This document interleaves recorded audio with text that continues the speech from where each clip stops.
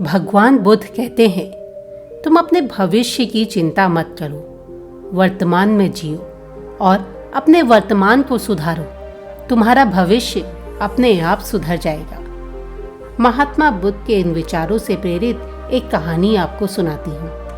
ये कहानी आपको बताएगी कि क्यों हमें अपने भविष्य की चिंता में परेशान नहीं होना चाहिए, क्यों हमें सिर्फ अपने आज पर ही फोकस करना चाहिए।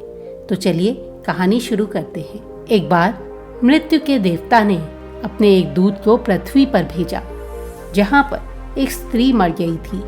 उसकी आत्मा को लाना था।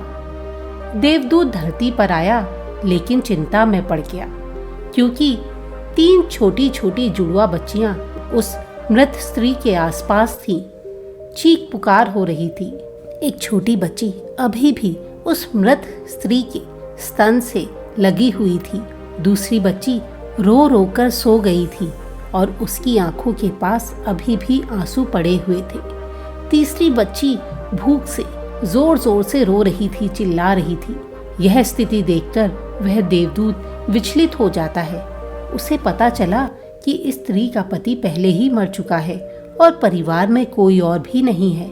वह सोच में पड़ गया कि अगर मैं स्त्री को ले जाऊंगा तो इन 3 बच्चियों का क्या होगा। यही सब सोच विचार करके वह देवदूत खाली हाथ वापस लौट आया। उसने जाकर अपने प्रधान से कहा कि मैं उस स्त्री की आत्मा को ना ला सका, मुझे क्षमा करें, लेकिन आपको उस स्थिति का पता नहीं है। वहाँ 3 जुड़वा बच्चियां हैं, छोटी छोटी दूध पीती हुई बच्चियां। एक तो अभी भी उस मृत स्त्री के स्तन से चिपकी हुई है और दूसरी रोते रोते सो गई है और तीसरी अभी भी चीख पुकार कर रही है। मेरा हृदय उस स्त्री की आत्मा को ना ला सका। क्या ये नहीं हो सकता कि उस स्त्री को कुछ और दिन का जीवन दे दिया जाए? कम से कम वह लड़कियां थोड़ी बड़ी हो जाएं। अभी तो उन बच्चियों को देखने वाला भी वहाँ कोई नहीं है। मृत्यु के देवता ने कहा, तो तू फिर इतना समझदार हो गया? उससे भी ज्यादा जो मौत निर्धारित करता है, जो जीवन मरण कब मिलेगा वह बताता है, तो उससे भी ज्यादा समझदार अपने आप को समझ रहा है। तूने उस स्त्री की आत्मा को न लाकर पहला पाप कर दिया है और अब तुझे इसकी सजा जरूर मिलेगी। और सजा यह है कि तुझे पृथ्वी पर फेंक दिया जाएगा और जब तक तू 3 बार अपनी मूर्खता पर हंस नहीं लेगा, तू वापस नहीं आ सकेगा। इसे थोड़ा मत समझना। 3 बार हंस लेना अपनी मूर्खता पर, क्योंकि दूसरों की मूर्खता पर हंसना अहंकार है। जब तुम अपनी मूर्खता पर हंसते हो तो अहंकार टूट जाता है। देवदूत दंड के लिए राजी हो गया। उसे लगा कि मेरी तो कोई गलती ही नहीं है, ये मेरी बात को समझ नहीं रहे हैं और मुझे हंसने का मौका मिलेगा ही नहीं, क्योंकि मैंने तो कोई गलती की ही नहीं है। अब उसे जमीन पर फेंक दिया गया। वह बिल्कुल नग्न अवस्था में था और उस समय पृथ्वी पर सर्दियों का मौसम चल रहा था। वह सर्दी में ठिठुर रहा था। तभी एक चमार वहां से गुजरा। वह अपने बच्चों के लिए सर्दियों के कपड़े और कंबल खरीदने के लिए शहर जा रहा था। उसने थोड़े से पैसे इकट्ठा किए थे, जिन पैसों से वह अपने परिवार के लिए सर्दियों में बचने का सामान खरीदने जा रहा था। उसने देखा कि राह के किनारे एक आदमी नग्न अवस्था में ठिठुर रहा है। वह उस आदमी के पास गया। चमार को नहीं पता था कि यह देवदूत है और इसे पृथ्वी पर फेंका गया है। उसने कहा, भाई तुम यहाँ इस अवस्था में क्यों हो? क्या तुम्हारे पास कोई नहीं है जो तुम्हें कपड़े दे सके? देवदूत ने कहा, नहीं, मेरी स्थिति बहुत खराब है। चमार को उस पर दया आ गई। उसने अपने बच्चों के लिए कपड़े खरीदने के बजाय उस आदमी के लिए कंबल और कपड़े खरीदे और उससे पूछा कि अब तुम कहाँ जाओगे? तुम्हारे खाने पीने की क्या व्यवस्था है? देवदूत बोला, मेरे पास कोई घर नहीं है, ना मेरे पास खाने पीने की कोई व्यवस्था है। चमार को उस पर दया आ गई। उसने कहा कि मैं तुम्हें अपने साथ घर ले चलता हूँ, लेकिन निश्चित तौर पर मेरी पत्नी नाराज होगी, क्योंकि मैं बच्चों के कपड़े और कंबल लेने के बजाय सारे पैसे तुम पर खर्च कर चुका हूँ और फिर तुम्हें घर लेकर भी जा रहा हूँ। इसलिए वो गुस्सा करेगी, चिल्लाएगी, पर तुम परेशान मत होना, थोड़े दिन में सब ठीक हो जाएगा। ऐसा कहकर वह चमार देवदूत को अपने साथ घर ले आया। ना तो चमार को पता था कि वह अपने साथ देवदूत को घर ला रहा है और ना ही उसकी पत्नी को। जैसे ही देवदूत को लेकर चमार अपने घर पहुंचा, उसकी पत्नी एकदम से पागल हो गई। वह बहुत नाराज हुई, बहुत चीखी चिल्लाई, और यह सब देखकर देवदूत पहली दफा हंसा। चमार ने उससे कहा, क्या बात है, तुम क्यों हंस रहे हो? देवदूत बोला, जब 3 बार हंस लूंगा तो तुम्हें बता दूंगा। देवदूत पहली बार हंसा क्योंकि उसने देखा कि इसकी पत्नी को पता ही नहीं है कि मैं एक देवदूत हूँ। मेरे इसके घर में आने से इसके घर में हजारों खुशियाँ आएंगी, लेकिन आदमी दूर तक देख ही नहीं पाता। वह बस जो पास में हुआ उसे ही देख पाता है। उसकी पत्नी केवल यही देख पा रही है कि घर में कंबल नहीं आया, बच्चों के कपड़े नहीं आए और ये आदमी हम पर बोझ बन गया है। वह यह नहीं देख पा रही कि इस कर्म से उसके घर में कितनी खुशियाँ आएंगी और वह बेकार में आज जो हुआ उस पर व्यर्थ में चिल्ला रही है, रो रही है। थोड़ी देर बाद उसकी पत्नी शांत हो गई और जल्दी ही वह देवदूत घर में टिक गया। 7 दिन के अंदर देवदूत ने सारा काम सीख लिया, क्योंकि वह देवदूत था और उसके लिए कुछ भी करना बड़ा कठिन काम नहीं था। धीरे धीरे उसके बनाए जूते प्रसिद्ध होने लगे और उसकी प्रसिद्धि इतनी फैलने लगी कि दूर दूर से उसके यहाँ लोग जूता बनाने आने लगे और चमार धीरे धीरे अमीर होने लगा। आधा साल बीतते बीतते उस देवदूत के बनाए जूतों की ख्याति सारे लोक में पहुंच गई। उसके जैसा जूता बनाने वाला कोई था ही नहीं, क्योंकि वह जूते तो स्वयं देवदूत बनाता था। अब सम्राट के जूते भी उसी चमार के यहाँ बनने लगे। अब उस चमार के घर में अपार धन संपत्ति बरसने लगी। एक दिन सम्राट का एक आदमी आया और उसने कहा, यह चमड़ा बहुत कीमती है, आसानी से नहीं मिलता, कोई भूल चूक मत करना। जूता ठीक से और अच्छा बनाना, ध्यान रखना। जूता बनाना है, चप्पलें नहीं, क्योंकि उस राज्य में जब कोई आदमी मर जाता था तो उसे चप्पलें पहनाकर मरघट तक ले जाते थे। चमार ने देवदूत से कहा, अच्छे से जूते बनाना, याद रखना चप्पलें नहीं बनानी है, जूता बनाना है, यह स्पष्ट आज्ञा है और यह चमड़ा बहुत कीमती है। गड़बड़ करोगे तो हम मुसीबत में फंसेंगे। लेकिन फिर भी उस देवदूत ने जूते बनाने के बजाय चप्पलें ही बनाई। चमार ने जब देखा कि देवदूत ने चप्पलें बनाई हैं तो वह क्रोध से आग बबूला हो गया और लकड़ी उठाकर उस देवदूत को मारने लगा।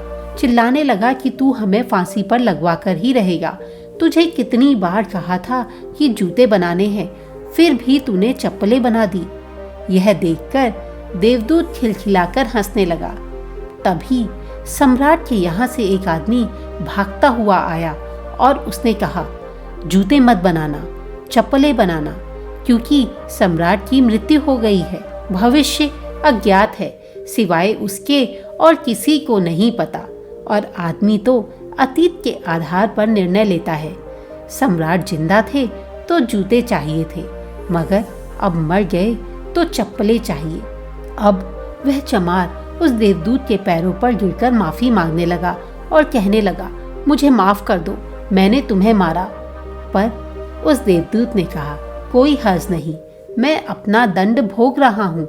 लेकिन वह आज दोबारा हंसा। चमार ने फिर पूछा, तुम किस कारण हंस रहे थे?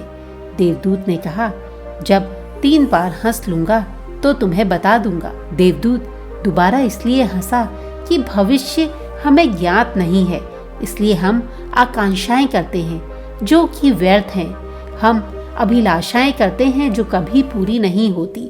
हम ऐसी इच्छाएं करते हैं या ऐसी कामना करते हैं जो कभी कम ना हो। लेकिन कुछ तो घटना बिल्कुल तय है और हमारी नियति हमारे बिना पूछे घूमती रहती है और हम व्यर्थ की भागदौड़ और व्यर्थ की इच्छाओं में ही फंसे रहते हैं। हमें चाहिए तो चप्पलें, पर हम जूते बनवाते हैं। मरने का वक्त करीब आता जा रहा है और हम जिंदगी में ना जाने कौन कौन सी प्लानिंग में फंसे रहते हैं। अब देवदूत को लगा कि वह बच्चियां, मुझे क्या पता उनके भविष्य में क्या होने वाला था, और मैं नाहक ही परेशान हो रहा था और बिना बात के बीच में आके सारी चीजों को बदलना चाहता था। कुछ दिनों बाद एक तीसरी घटना घटी। एक दिन 3 लड़कियां जो बिल्कुल जवान थीं वहां आईं। उन तीनों लड़कियों की शादी हो रही थी और वे तीनों ही अपने लिए अलग अलग तरह के जूते बनवाना चाहती थी, इसलिए वहां आई थी। एक बूढ़ी महिला भी उनके साथ आई थी जो बड़ी धनी थी। देवदूत उन्हें देखते ही पहचान गया। वह वही तीनों लड़कियां थीं जिनकी मृत माँ के पास वह उन्हें छोड़कर गया था, जिनकी वजह से वह दंड भोग रहा था। वह तीनों बहुत ही स्वस्थ और सुंदर दिख रही थी। उसने पूछा कि क्या हुआ, यह बूढ़ी औरत कौन है?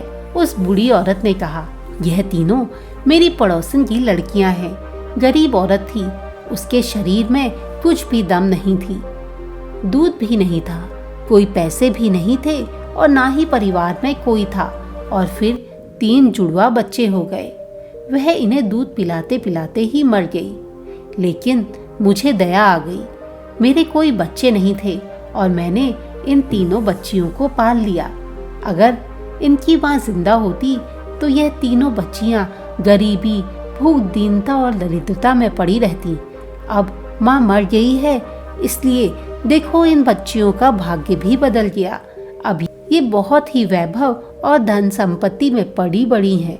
मेरे बाद ये सारी संपत्ति इनकी ही है, और तुम्हें पता है कि सम्राट के परिवार में इनका विवाह हो रहा है। देवदूत तीसरी बार बहुत जोर से हंसा और चमार को उसने कहा, यह मेरी भूल थी। नियति बड़ी है और हम उतना ही देख पाते हैं जितना हमारे सामने होता है। यह नहीं देख पाते जो उसका असल में विस्तार होता है। हमें जो दिखता है उसी के आधार पर हम अंदाजा लगा लेते हैं कि आगे क्या होने वाला है। मैं अपनी मूर्खता पर 3 बार हंस लिया हूँ। अब मेरा दंड पूरा हो चुका है। अब मैं जाता हूँ। अगर तुम अपने को बीच में लाना बंद कर दोगे तो तुम्हें भी मार्ग मिल जाएगा।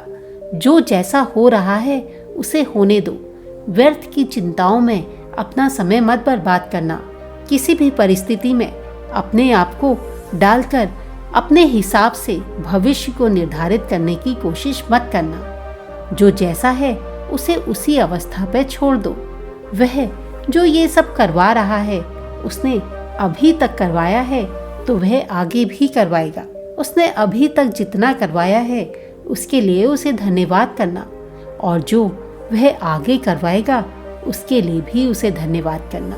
तुम्हें अच्छा लगे, बुरा लगे, लोग भला करें या लोग बुरा कहें, लोगों को दिखाई पड़े या ना दिखाई पड़े, तुम्हारा दुर्भाग्य या सौभाग्य, तुम किसी बात की चिंता मत करना। तुम बस खुश रहना, उस ईश्वर को धन्यवाद करना, और तब तुम वाकई में चिंता मुक्त रहोगे। तुम्हें जिंदगी में असल खुशी मिलेगी।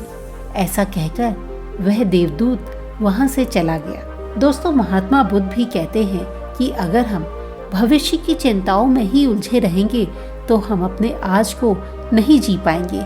हम आज की उस खुशी को भोग ही नहीं पाएंगे।